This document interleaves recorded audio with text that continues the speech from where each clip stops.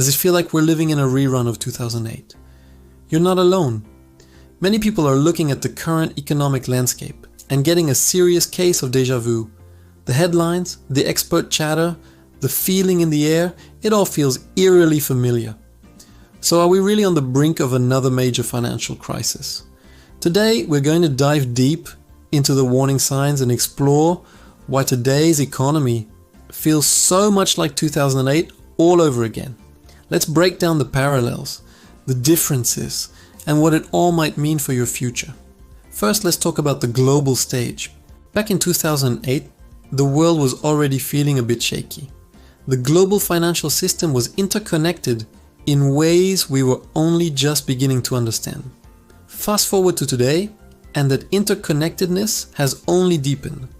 A key parallel is the rise of geopolitical instability and trade tensions.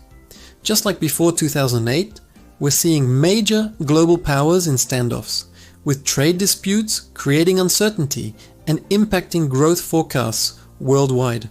These tensions don't just affect big corporations, they trickle down, creating ripples that can disrupt supply chains, increase the cost of goods, and make businesses hesitant to invest and hire.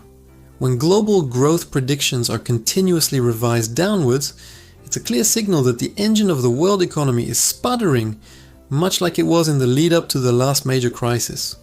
This uncertainty creates a fragile environment where any single shock could have an outsized impact, a situation that feels all too similar to the pre-2008 landscape.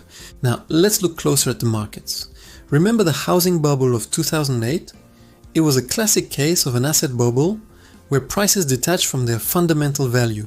Today, experts aren't just worried about one bubble. They're talking about an everything bubble. What does that mean? It means we're seeing potentially inflated valuations across multiple asset classes simultaneously. Stocks, real estate in certain markets, even some alternative investments. The stock market, for instance, has reached incredible highs, but many are questioning if this performance truly reflects the health of the underlying economy. There's a growing disconnect. We see record stock prices on one hand, and on the other, we see worrying signs in manufacturing, consumer spending, and global trade. This gap between market euphoria and economic reality is alarming. It's the same kind of disconnect that made the 2008 crash so shocking to many. When asset prices are fueled by speculation rather than solid fundamentals, it creates systemic risk. The fear is that if one of these bubbles were to pop, it could trigger a domino effect, bringing other assets down with it, just like the collapse of the housing market did in 2008. One of the most glaring and concerning parallels is debt. We're not just talking about a little bit of credit card debt, we're talking about staggering levels of debt across the board, government, corporate, and household. In fact, total global debt levels today are significantly higher than they were in 2008. Think about that for a second. The crisis that was largely caused by too much debt has been followed by a period where we've taken on even more. For years, low interest rates made borrowing incredibly cheap, encouraging companies and individuals to load up. Corporate debt, in particular, has ballooned.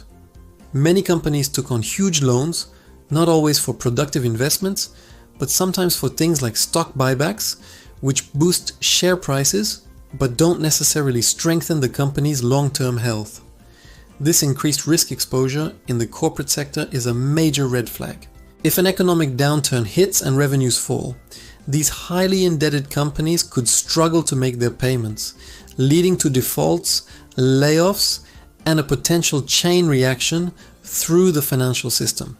This closely mirrors the conditions we saw with subprime mortgages before 2008, where risky debt was packaged and sold, spreading risk throughout the economy.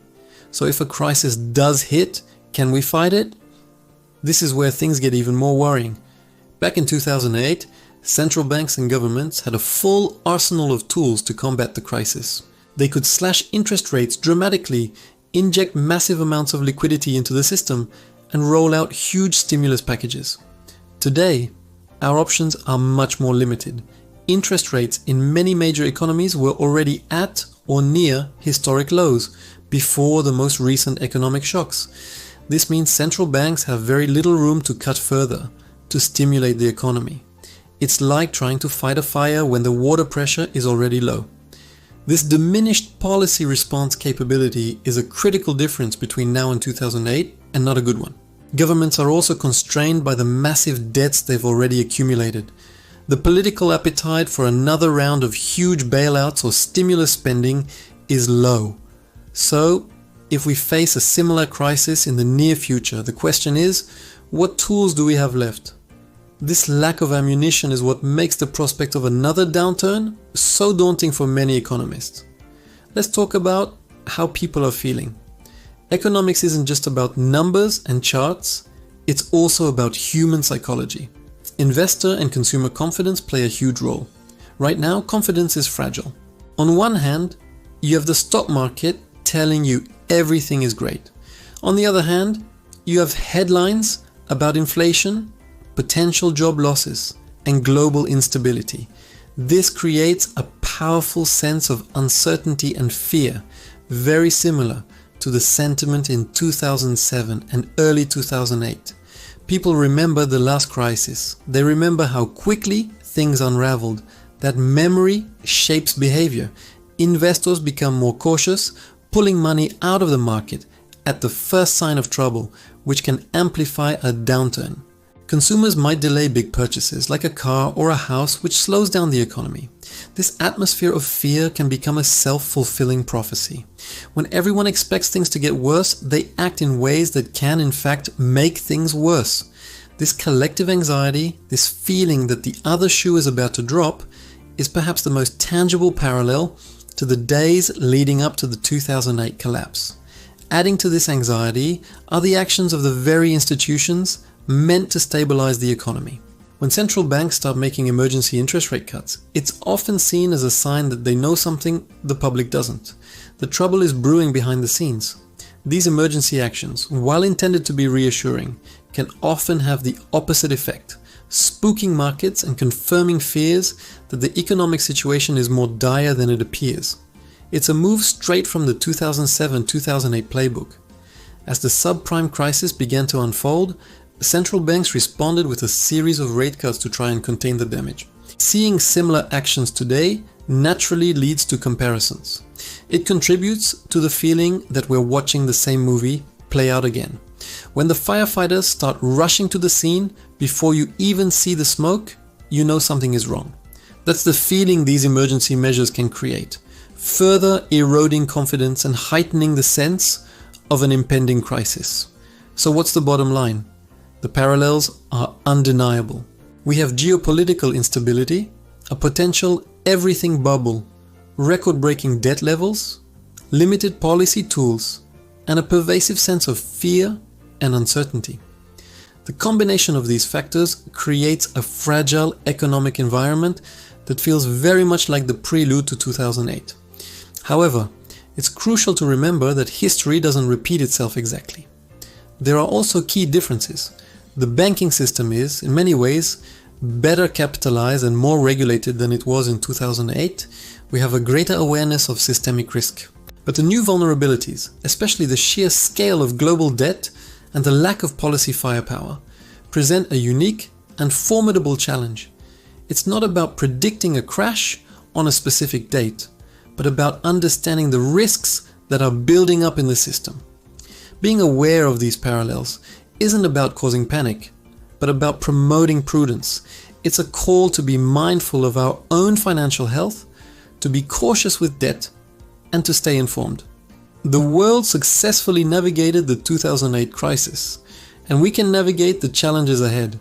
But the first step is to look at the situation with open eyes, acknowledge the warning signs, and prepare for a future that might be more uncertain than we'd like. Thank you so much for watching.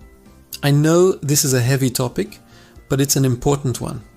What are your thoughts? Do you see the parallels to 2008, or do you think the fears are overblown? Let me know in the comments below. And if you found this video insightful, please give it a thumbs up and subscribe for more deep dives into the topics that matter. Stay safe, stay informed, and I'll see you in the next video.